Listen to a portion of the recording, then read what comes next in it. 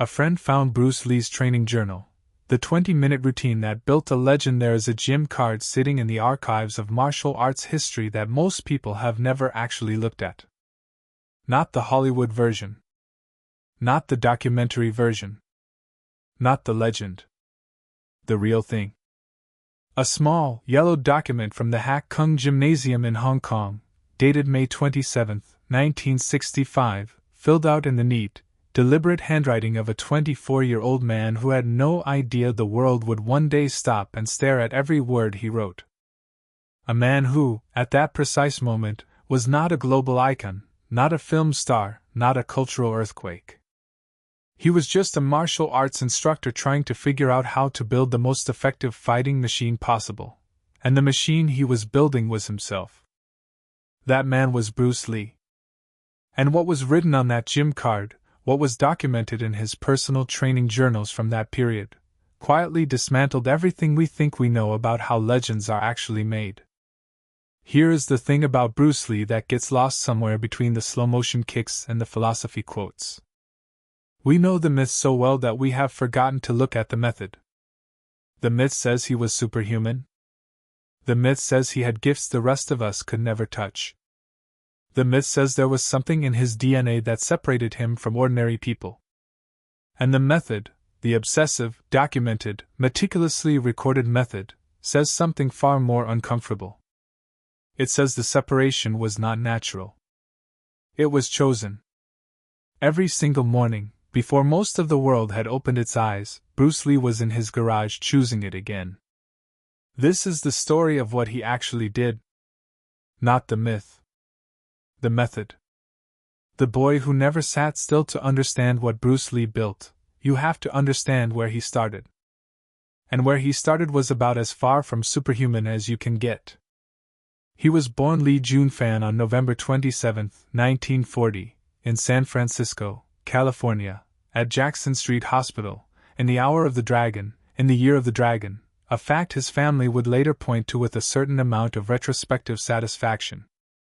His father, Li Huichen, was an opera singer touring the United States at the time, and his mother Grace had accompanied him on the trip. Within months, the family returned to Hong Kong, and that city, noisy and dense and vibrating with post-war energy, became the place where Bruce grew up. As a child, he was restless in a way that his family found both exhausting and impossible to ignore.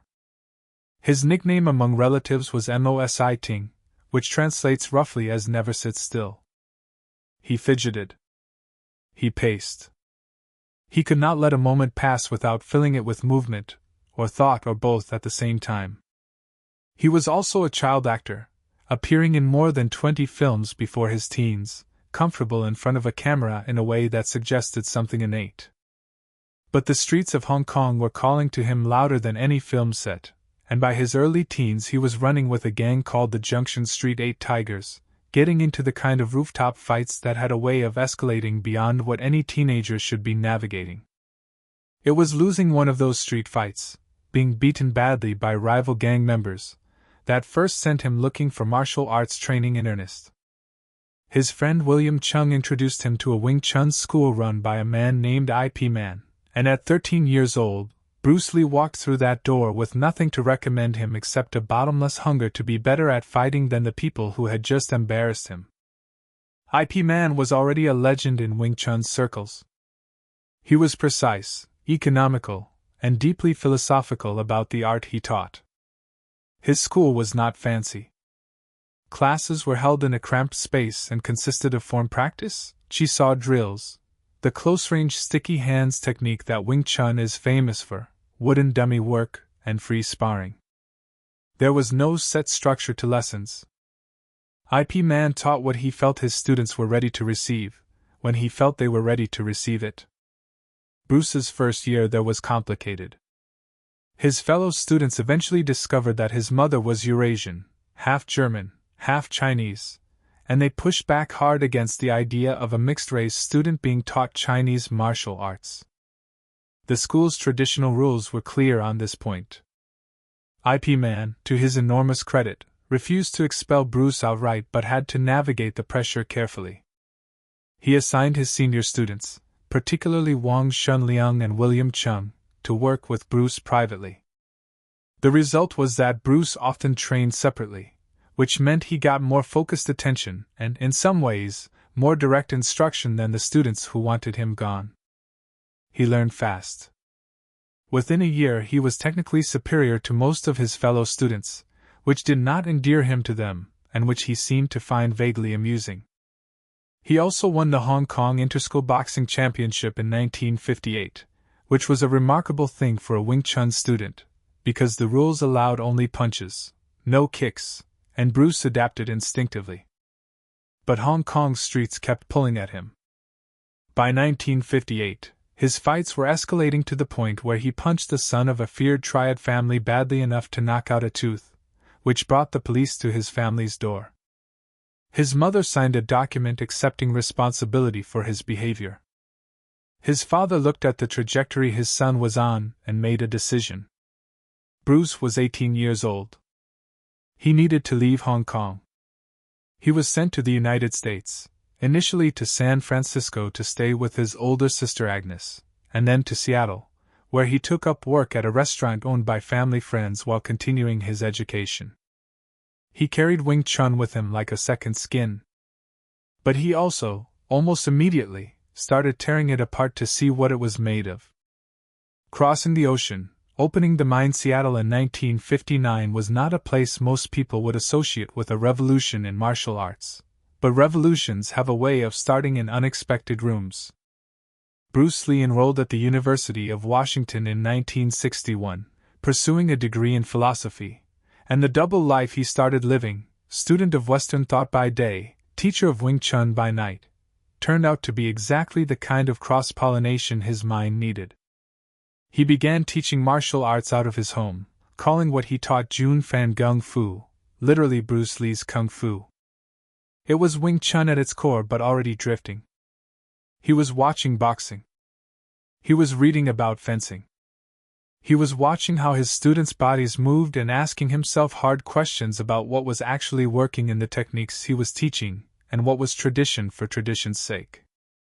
He also started reading fitness literature with the same hunger he brought to philosophy. He browsed used bookstores and bought health books from the late 19th and early 20th centuries. He sought out a man named Alan Zhou, who was the first Chinese-American bodybuilding champion, and another named James Lee, no relation, who was a martial artist and serious weightlifter in Oakland. These men introduced him to the idea that a martial artist's physical conditioning should be as rigorously developed as his technique. That the body, not just the skill, needed to be trained as a weapon. This was not a conventional idea at the time. In most traditional martial arts schools of the era, weightlifting was actively discouraged. The fear was that building muscle mass would slow a practitioner down, that flexibility and speed would be sacrificed for size and strength. Bruce Lee looked at this belief the same way he looked at every inherited assumption, with open skepticism and a willingness to test it personally. He opened his first formal school, the Jun Fan Gung Fu Institute, in Seattle. Later he added a second in Oakland. And in August of 1964, he gave a demonstration at the Long Beach International Karate Championships that changed everything. He performed his 1-inch punch for the first time in front of a major martial arts audience, sending a full-grown man sliding backward into a chair from a distance of literally 1 inch. The crowd's reaction told him he was onto something. Hollywood noticed. The Green Hornet came calling. A television series. Bruce was cast as Kato, the sidekick with the martial arts skills. It should have been a minor footnote. Instead, it became the vehicle that introduced him to American living rooms, and more importantly, to people who would become his private students, people like Chuck Norris, Sharon Tate, and Kareem Abdul-Jabbar. But through all of this, through the television appearances and the demonstrations and the growing reputation, one thing never changed. Every morning, before the world got to him, Bruce Lee was in his garage doing the work. Tracking it. Analyzing it. Refining it. The journal was always open. The 1965 workout decoded. So what was actually in that gym card from Hack Kung? What was Bruce Lee, age 24, doing on May 27, 1965, that was so different from what everyone else was doing? The exercises listed are these: squats, 3 sets, 95 pounds, 10 repetitions. French press, 4 sets, 64 pounds. Incline curls, 4 sets, 35 pounds, 6 repetitions. French press again, another 4 sets at 64 pounds. Concentration curls, 4 sets, 35 pounds, 6 repetitions. Push-ups, 3 sets, 70 to 80 repetitions each, with 10 seconds rest between sets. Two-hand curls, 3 sets, 70 to 80 pounds, 8 repetitions. Tricep stretch, 3 sets, 8-second holds. Dumbbell circles, 4 sets, 16 pounds to failure. Reverse curls, 4 sets, 64 pounds, 6 repetitions. Wrist curl variation 1, 4 sets, 64 pounds to failure. Wrist curl variation 2, 4 sets, 10 pounds to failure. Sit-ups, 5 sets, body weight, 12 repetitions. Calf raises, 5 sets, body weight, 20 repetitions. Now, before you start calculating how long that would take, and before you read about his students who tried that routine and collapsed, understand that the weight numbers look deceptively modest. A 95-pound squat does not sound like much until you understand that Bruce Lee weighed approximately 130 to 135 pounds at the time, and that these squats were performed explosively, with maximum speed on the way up, because he was not training for powerlifting. He was training for rate of force production. The goal was not to lift as heavy as possible.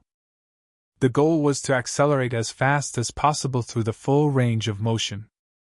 That is a completely different objective, and it produces a completely different result. The arm work is heavy for a man his size. He was curling 70 to 80 pounds for repetitions. To put that in perspective, that is roughly 55 to 60% of his own body weight moving through a curl. The wrist work is extensive and deliberate. 8 separate entries deal directly with forearm and grip strength, which tells you exactly what he understood about fighting. Grip strength is fighting strength. The forearm is the final link in the chain between intention and impact. He was building that chain link by link, consciously, every day. The push-ups deserve special attention. 3 sets of 70 to 80 repetitions each, with only 10 seconds of rest between sets. 10 seconds. If you have ever done sets of push-ups and paid attention to your breathing, you know that 10 seconds is not rest. It is transition. It is just enough time to stand up, shake out your arms, and get back down before your body has had a chance to negotiate with you about whether this is a good idea. The cumulative effect of that kind of work, constantly moving, never fully recovering, asking the system to keep performing while it is trying to repair, is what exercise science would eventually call metabolic conditioning. Bruce Lee called it training. And the total time for all of this? According to his own notation at the bottom of the card: 20 minutes. Here is where the conversation gets interesting, because almost nobody who reads that believes it at first. 20 minutes for all of those sets, all of those exercises, all of that volume? The math seems impossible. But the math works when you understand the structure. The rest periods are measured in seconds, not minutes. Every transition is immediate. Every exercise follows the last one with barely enough gap to breathe. The workout is not a series of exercises with breaks in between. It is a continuous event. 45 minutes of conventional gym work compressed into 20 minutes of unrelenting effort by eliminating everything except the work itself. His notes in the margin revealed the analytical mind underneath. Next to the squat entry: deeper. More control on descent. Next to the push-ups: hands closer. Feel it in triceps more. Next to the sit-ups: 5 sets not enough. Add weight next time. He was not just exercising. He was conducting an ongoing experiment with himself as the subject, and every session produced data he used to adjust the next session. By July of that same year, the weights and repetitions in his journal had already gone up. Same 20 minutes. More work packed inside them. The science nobody had named yet. There is a moment in fitness history, somewhere in the 1990s and early 2000s, when researchers studying cardiovascular and metabolic conditioning started arriving at a conclusion that seemed counterintuitive. Short periods of very high-intensity work, with minimal rest, could produce better fitness results than much longer periods of moderate-intensity work. This approach was eventually given the name high-intensity interval training, or HIIT, and it went on to spawn a global industry of classes, apps, online programs, and equipment built around the idea. Bruce Lee was doing it in his garage in 1965 before anyone had given it a name, before the research existed, before it had become a product. He got there not through access to sports science journals, those largely did not exist in the form we know them, but through direct experimentation. He tried things. He measured the results. He kept what worked and discarded what did not. He was, in the most literal sense, using himself as a laboratory. His running also reflected this instinct. He ran 4 miles roughly 3 days per week, but he did not run at a steady pace. He ran what Swedish coaches had begun calling fartlek training, alternating bursts of speed with recovery pacing, varying the intensity throughout the run, pushing the body to operate across different energy systems in a single session. This is exactly the structure of modern interval running, and exactly what Bruce was doing decades before it became standard athletic practice. He also incorporated what is now called peripheral heart action training, or FA training, which involves alternating between exercises that target upper and lower body muscle groups in rapid succession. The effect is that blood is constantly being redirected around the body, forcing the cardiovascular system to work hard throughout the entire session, while also delivering the muscular stimulus needed for strength development. It is simultaneously a strength workout and a conditioning workout. Today it is recognized as one of the more efficient training methodologies available. In the mid-1960s, it was just Bruce Lee's idea of how you should build a body. His squat weight looks conservative until you understand his application. He was not interested in the maximum load he could grind through with compromised form. He was interested in the maximum speed at which he could accelerate a load through the full range of motion. Strength coaches would eventually develop an entire methodology around this concept, training with submaximal loads at maximum velocity to develop what is called rate of force development, the speed at which a muscle can produce its maximum force. This quality is more relevant to striking performance than raw strength, because punches and kicks are not grinding efforts. They are explosive events measured in hundredths of a second. Bruce understood this intuitively, trained for it specifically, and then watched as the sports science community spent the next 40 years catching up. He also developed the cable-based training using a device called the Marcy Circuit Trainer in 1972, well before cable machines became standard equipment in gyms worldwide. He understood that cable resistance, which provides consistent load throughout the full range of motion rather than just at the bottom of a lift, translated more directly into the kind of multi-angle strength needed in real fighting situations. Again. Ahead of the curve. Again. By decades. What makes all of this remarkable is not just that he was doing the right things. It is that he was doing them without the infrastructure that would make the right things obvious. No internet. No sports science departments publishing accessible research. No community of practitioners sharing methodology. Just one man, his journals, his willingness to experiment, and his absolute refusal to accept inherited assumptions without testing them himself. Jeet Kune Do. When training became philosophy by 1964, Bruce Lee was no longer simply practicing Wing Chun. He was at war with his own system. The catalyst was a private fight, some accounts call it a duel, with a martial artist named Wong Jackman in Oakland. The details are disputed, But what is not disputed is Bruce Lee's reaction to the outcome. He won. He also felt the fight had taken too long, that he had relied too heavily on Wing Chun's established patterns, that he had been fighting the system rather than the moment. The experience shook him, and the man who came out the other side of that experience was done with rigid systems entirely. What followed over the next several years was the development of Jeet Kune Do, which translates roughly as the way of the intercepting fist, an approach to martial arts that was less a style and more a refusal to have a style. He coined the name in 1967, though he immediately had reservations about naming it at all, since naming something implies fixing it, and fixing it was the opposite of what he intended. His core operating principle, absorb what is useful, discard what is useless, and add what is specifically your own, was not just advice for martial artists. It was a description of how he approached every domain of knowledge he encountered. He studied boxing for its footwork and head movement, its economy of motion, its distance management.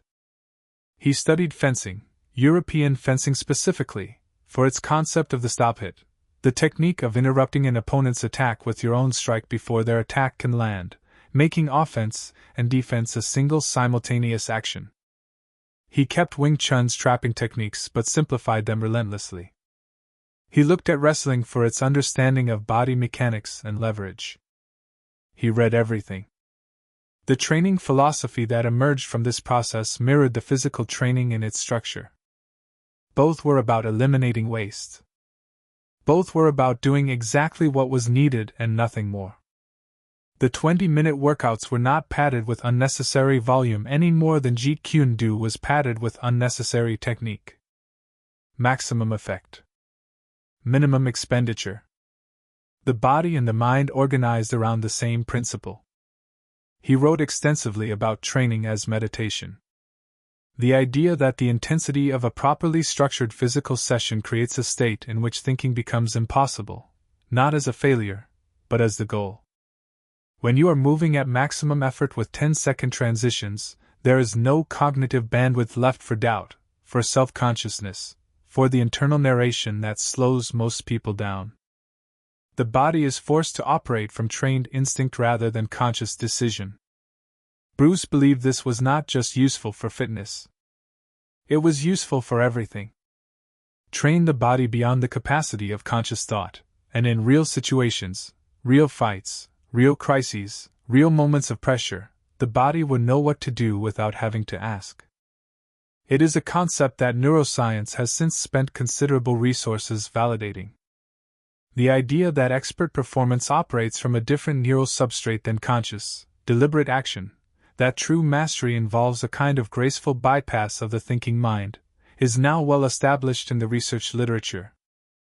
Bruce was writing about it in his journals in the mid-1960s, having arrived at the same conclusion through the laboratory of his own training. Fueling the machine, you cannot build something like what Bruce Lee built without paying obsessive attention to what you put into the engine. And obsessive, it turns out, is exactly the right word for how he approached nutrition. His basic philosophy was almost startlingly simple. Food is fuel. Not pleasure. Not comfort. Not social ritual. Fuel. He looked at everything he ate through the lens of performance. Does this make me faster, stronger, more resilient, or does it not? If it did not, he was largely indifferent to it regardless of how it tasted. His preference ran strongly toward Chinese food, which he felt provided a better ratio of nutrients to calories than most Western cooking. His favorite dish was reportedly beef and oyster sauce. He ate lean meats regularly, chicken, shrimp, beef, alongside rice and vegetables, following a pattern closer to what a modern sports nutritionist would design for an endurance and power athlete than to the average diet of a 1960s American. He consumed 4 to 5 smaller meals spread throughout the day rather than 3 large ones, understanding intuitively that consistent fuel availability throughout the day was better for performance than the feast and famine cycle of conventional eating. He was also deeply suspicious of refined flour and processed foods, which he dismissed as empty calories, a term that has since been popularized but which he was using decades before it became common currency. His wife Linda has noted that he avoided baked goods almost entirely, not because he lacked discipline, but because he genuinely could not see the point of consuming calories that did nothing for his body. His protein shakes were ahead of their time in both concept and composition. He blended eggs, sometimes with the shell, for the calcium, with peanut butter, banana, wheat germ, brewer's yeast for B vitamins, and powdered milk. He used an electric juicer for vegetable and fruit juices, primarily carrot-based, at a time when home juicing was virtually unheard of. He described juicing as a convenient form of supernutrition, a way to get concentrated micronutrients into the body in a form it could absorb quickly. He also supplemented extensively: vitamin C, vitamin E, lecithin, bee pollen, rose hips, wheat germ oil. Some of these choices reflect the supplement culture of the bodybuilding world he had been studying. Others reflect the Chinese medicinal tradition he had grown up with. He drank royal jelly and ginseng for their B-complex vitamins and amino acid content, understanding their role in circulation and recovery before those effects were widely documented in Western literature. Perhaps most telling is what he did not eat. He did not drink alcohol. He did not consume baked goods. He was careful about dairy, using it primarily in protein shakes because he understood its nutritional role while personally finding it unappealing. He watched Arnold Schwarzenegger publicly call him the athlete with probably the lowest body fat percentage of anyone around, and he maintained that condition through dietary discipline that was as precisely calibrated as his training schedule. At approximately 130 to 135 pounds, with a body fat percentage estimated at roughly 5 to 6%, Bruce Lee was not just lean in the way an actor might be for a film role. He was lean in the way a competitive endurance athlete is lean, as a permanent performance state, maintained year-round through consistent discipline rather than periodic effort. What the training actually produced numbers are the most honest part of any story, and the numbers associated with Bruce Lee's physical capabilities are extraordinary enough that they have been disputed for decades by people who find them too extraordinary to believe. So let us be precise about what is documented, what is claimed, and what the physics actually permits. His punch speed was clocked at 190 km per hour, approximately 118 miles per hour, from a distance of roughly 3 feet. That is the speed of a high-speed train, delivered through the knuckles of a man who weighed 130 pounds. The 1-inch punch, his most famous demonstration, sent a 200-pound man sliding backward 16 feet from a distance of literally 1 inch. The biomechanics of this have been studied extensively. Researchers at Stanford have analyzed the movement and traced its power source to explosive knee extension that propagates through hip rotation, through the torso, through the shoulder, and into the arm in a wave of coordinated energy that is entirely invisible from the outside until the moment of contact. His punch reaction time, the interval from perception to strike, was estimated at 5/100 ths of a second from 3 feet away. His striking speed allowed him to throw up to 9 punches in a single second, which created a well-documented technical problem for the filmmakers on his movies, who had to ask him repeatedly to slow down because the cameras of the era could not capture his movements at normal speed. This is not mythology. Multiple directors and co-stars across multiple productions have confirmed this independently. He could do push-ups on 2 fingers, the thumb and index finger of one hand. He reportedly performed 51 arm chin-ups in a single set. He could hold a 75-pound barbell extended at arm's length and maintain that position for several seconds, a feat that requires not just arm strength but extraordinary stabilizer activation across the entire upper body. He would throw grains of rice into the air and catch them individually with chopsticks, a reflex drill that sounds like a party trick until you understand that catching a falling grain of rice requires a reaction time so fast it barely exists in the range of conscious response. These capabilities were not accidental. They were manufactured. Built, day by day, in 20-minute increments, with obsessive attention to what was working and what needed to change. The body fat that allowed his muscular definition to be visible like a diagram in an anatomy textbook. That was a diet decision made daily. The explosive speed, that was the fast twitch muscle development that comes specifically from training at maximum velocity, which is exactly what his speed training was designed to produce. The grip strength that could reportedly punch through a can of Coca-Cola with a finger, that was 8 separate forearm and wrist exercises performed consistently across years of training. The point is not that the results were superhuman. The point is that the results were entirely human, produced by an entirely human process, applied with an entirely inhuman consistency. The back injury, the book, and the comeback in 1970, Bruce Lee nearly had everything taken from him. He had been performing the good morning exercise, a straight-legged deadlift variation that places significant load on the lumbar spine, without properly warming up, and with what biographers describe as excessive weight. The injury was immediate and catastrophic. Doctors diagnosed damage to the fourth sacral nerve of his lower back. The prognosis was sobering. He was told he might never practice martial arts at full capacity again. He was ordered to wear a back brace and remain in bed for 6 months. For a man whose entire identity was organized around physical movement, this was about as close to annihilation as you can get without dying. He could not train. He could barely move. Everything he had built, everything he had dedicated his life to, was suddenly on the other side of a wall he could not climb. So he built something different. Flat on his back, unable to train his body, he started training his mind with the same ferocity he had always brought to physical work. He read voraciously Eastern philosophy, Western psychology, biomechanics, physics, nutrition science. He took notes. He wrote. He filled 7 separate volumes with his thoughts, his analyses, his philosophy of combat and of life. These writings would eventually be published posthumously in 1975 as the Tao of Jeet Kune Do, one of the most influential texts in the history of martial arts. The book is not a technical manual, though it contains technique. It is a philosophical statement about the nature of effective action, about the relationship between the thinking mind and the performing body, about what it means to truly master something.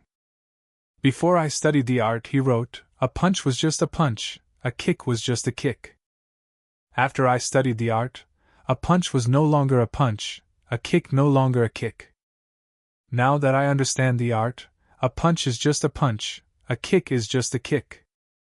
The paradox is perfectly formed, and it describes exactly what the training was for. Not to make the simple complicated. To move through complexity back to a deeper simplicity on the other side. He was also told, during his recovery, that the chronic back pain he was experiencing might never fully resolve. He dealt with it for the rest of his life. There is a particular quality to the discipline of a person who keeps doing the work while managing pain that will not go away. It is not the same as the discipline of someone who simply finds training easy or enjoyable. It is harder, quieter, and more revealing of character. He came back from the injury. Not just to functional martial arts practice, but to a level of physical capability that surpassed what he had demonstrated before it. He used the recovery period to rebuild his understanding of movement mechanics, and to eliminate the elements of his training that had led to the injury in the first place. He emerged more systematic, more careful about warm-up and recovery, and no less relentless in the work itself. July 20, 1973. Bruce Lee died on July 20, 1973, in Hong Kong. He was 32 years old. In 5 weeks, Enter the Dragon, the film that was going to introduce him to the entire world, not just the martial arts community, not just Hong Kong's cinema audiences, but every living person on earth who went to the movies, was set to be released. He never saw it. The official cause of death was cerebral edema, swelling of the brain. His brain had swollen from its normal weight of approximately 1,400 grams to 1,575 grams, a 12.5% increase. The coroner's court returned a verdict of death by misadventure, attributing the cause to a hypersensitive reaction to compounds in a pain medication called Equagesic that he had taken for a headache that afternoon. In the decades since, the cause of his death has been the subject of ongoing medical inquiry. A 2018 biography by Matthew Polly proposed that heat stroke was the more likely culprit, supported by the fact that Bruce had had his underarm sweat glands surgically removed in late 1972 because he found perspiration unphotogenic on screen, which significantly reduced his body's ability to regulate temperature.